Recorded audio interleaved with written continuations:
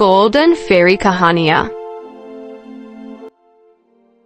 राजस्थान के सुनहरी रेतीले मैदानों में एक कदीम महल खड़ा था जिसका नाम था राजमहल रत्नापुर। इसी महल में एक बोनी शहजादी पैदा हुई जिसकी आंखें रोशन, सांवली चमकदार जिल्द और गहरी मुस्कुराहट थी। वो सिर्फ एक राजकुमारी ही नहीं थी, वो महल की सांस थी। हर कोई उसे छोटी रानी कहकर बुलाता था। बचपन में बोनी गुड़ियों से नहीं खेलती थी, वो तलवार थामती थी, जबकि दूसरी राजकुमारियों को रग सिखाया जाता और बोनी को किताबों से इश्क था। वो छत पर बैठकर परिंदों को देखती और कहती, काश मैं भी इनकी तरह उड़ सकती और आजाद होती।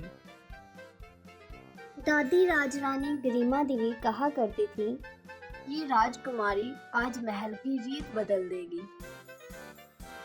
महल में यह दस्तूर था कि राजकुमारियां कम बोलती थी और उन्हें कम सुना जाता था और सिर्फ महफूज ही रखा जाता था।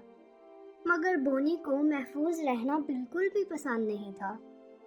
वो अक्सर महल से झुककर महल के पीछे वाले बाग में चली जाती, दरख्तों के नीचे बैठकर परिंदों को देखती और गाने गुनगुनाती।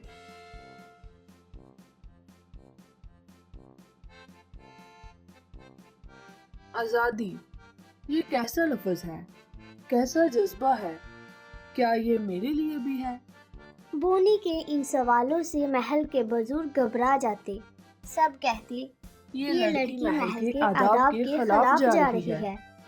मगर बोनी को किसी बात की परवाह ही नहीं थी। अगर मैं सिर्फ ताज पहनने के लिए पैदा हुई हूँ, तो मेरी पैदाइश का मतलब ही क्या है? इसी तरह वो सबकी बातों को नजरअंदाज करती गई। एक दिन उसने सुना, करीबी गांव सूरजगढ़ में सालाना मेला लगने वाला है, जहां मिठाइयाँ, नगमे और सबसे बढ़कर जिंदगी का मजा लिया जाता था। बोनी ने अपनी आया, जिसका नाम चम्मी बाई था, उससे जिद की, मुझे ले चलो चम्मी, मैं सिर्फ एक बार देखना चाहती हूँ, बाहर की दुनिया कैसी लगती है। चम्मी बाई डरी हुई थी, मगर बोनी की जिद के आगे वो हार गई। दोनों ने सादा कपड़े पहने, चादर ओढ़ी और महल से निकलकर मेले की तरफ रवाना हो गई। जब वो मेले में पहुंची तो हर तरफ शोर गूंज रहा था। बच्चों की हंसी, बांसुरी की धुन, गर्मा गर्म जलेबियों की खुशबू और रंग बिरंगी रोशनियों से सजा हर कोना। बोनी की आंखें खुली की खुली ही रह गईं। यही है आजादी, उसने दिल में कहा। झूले के पास वो एक लड़के से टकरा गई, जिसने हाथों में किताबें, कंधे पर थैला और माथे पर पसीना और आंखों में इल्म की रोशनी लिए हुए था। माफ कीजिए, आप ठीक हैं? बोनी ने शर्मा कर कहा, जी मैं ठीक हूँ। ये लड़का गांव का मास्टर था, जिसका नाम राघव था, जो दिन भर बच्चों को पढ़ाता और रात को खेतों में काम करता। इसी तरह दोनों में हल्की सी बातचीत शुरू हुई। बोनी ने अपना नाम बीना बताया और अपनी राजकुमारी होने की पहचान छुपा ली। राघव को बीना का अंदाज, सवालात और हंसी दिल को छू गई। वो कहने लगा, तुम किसी आम गांव की लड़की जैसी बिल्कुल नहीं लगती। तुम्हारी बातों में कुछ अलग ही है। क्या अलग है?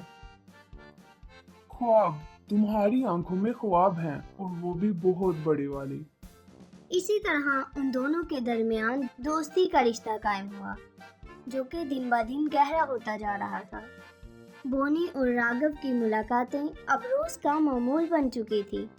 कभी वो स्कूल के पीछे दरख्त के नीचे मिलते, कभी कुएं के पास और कभी किसी खेत की पगडंडी पर। राघव बोनी को गांव के बच्चों के ख्वाब बताता। वो गुर्बत, भूख और तालीम की कमी पर बात करता। बोनी सुनती और सोचती, इतनी बड़ी दुनिया है और मैं महल की दीवारों में कैद थी। राघव कभी कभार बोनी को हंसाने के लिए शेर सुनाता। तुम महलों की राजकुमारी लगती हो, पर ख्वाब तुम्हारे इनकलाबी लगते हैं। ये सुनकर बोनी मुस्कुरा देती, मगर उसके दिल में हल्की सी चुभन होती। आखिर कब तक मैं अपनी असलियत छुपाऊंगी? दूसरी तरफ महल में बोनी की गैर मौजूदगी को शम्मी बाई ने बड़ी होशियारी से छुपाया, मगर दीवान विक्रम सिंह को शक हो गया था। विक्रम सिंह, जो बादशाह के बाद सबसे ताकतवर शख्स था, शुरू से ही बोनी को पसंद नहीं करता था। वो चाहता था कि बोनी की शादी वीर बहादुर से हो जाए, ताकि वो हुकूमत की सारी ताकत हासिल कर सके। उसने खुफिया तरीके से लोगों को बोनी के पीछे लगा दिया। एक दिन महल के जासूस ने खबर दी, राजकुमारी रोजाना महल से निकलकर किसी गांव के मास्टर से मिलती है और अपना नाम बीना बताती है। ये सुनकर दीवान का चेहरा सख्त हो गया। बस अब बहुत हो गया। अब ये राजकुमारी हमारी कंट्रोल से निकल रही है। उधर बोनी भी परेशान थी। वो राघव से प्रेम करने लगी थी, पर अब वो राघव से झूठ नहीं बोलना चाहती थी। एक शाम जब सूरज धीरे धीरे ढल रहा था, बोनी ने राघव से कहा, राघव, मुझे तुमसे एक सच कहना है। मैं बीना नहीं हूँ। मैं राजमहल रत्नापुर की अकलौती वारिस राजकुमारी बोनी हूँ। राघव ये सुनकर खामोश हो गया, जैसे कि वक्त थम गया हो। तुमने मुझसे झूठ बोला? राघव की आवाज भारी थी। राघव का दिल टूट रहा था, मगर वो कुछ कह न सका। बोनी, तुम राजकुमारी हो और मैं एक मास्टर। हम दोनों दो अलग दुनिया से हैं। तुम्हें महल जाना चाहिए। बोनी ये सुनकर रो पड़ी। मैं तुम्हें खोना नहीं चाहती राघव। मैं अपने फैसले खुद करना चाहती हूँ। इसके बाद राजकुमारी बोनी महल वापस आ गई। उसी दौरान दीवान विक्रम सिंह ने अगला कदम उठाया। एक दिन राघव स्कूल से वापस आ रहा था। सिपाहियों ने उसे घेर लिया और उसे कैद कर लिया गया। उस पर यह इल्जाम लगाया गया था, ये गांव का मास्टर महल की राजकुमारी को अगवा करने की साजिश कर रहा है।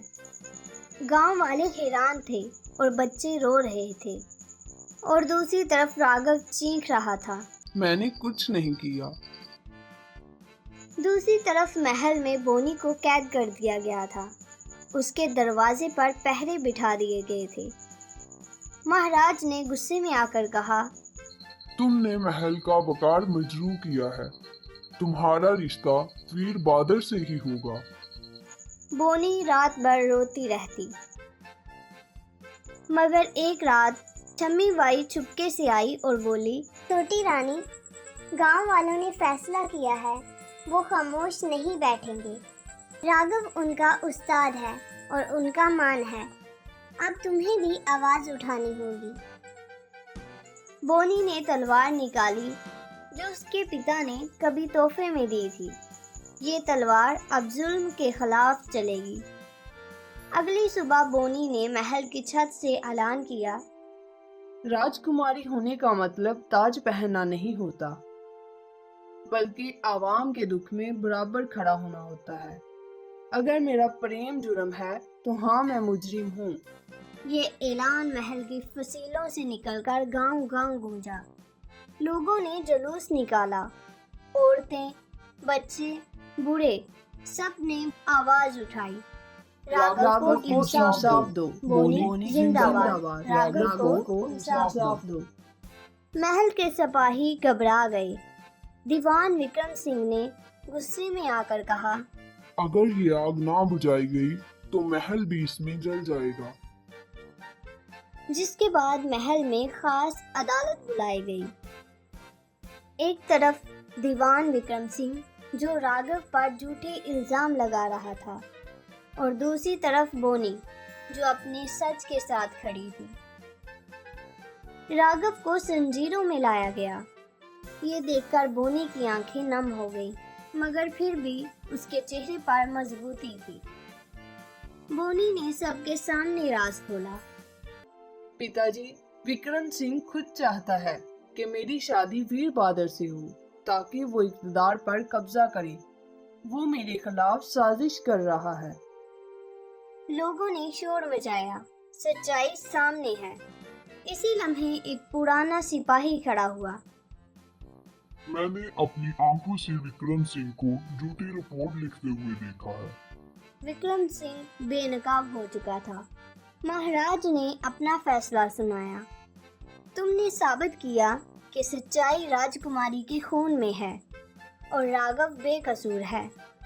इसके बाद राघव को रिहा कर दिया गया। कुछ हफ्तों बाद सूरज की रोशनी में फूलों की छांव में राघव और बोनी की शादी हुई।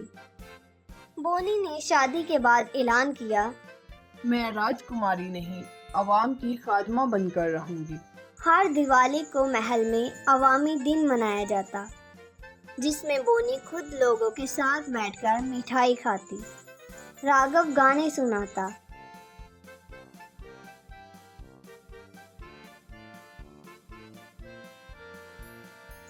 और सब कहते, यही है असली राजकुमारी।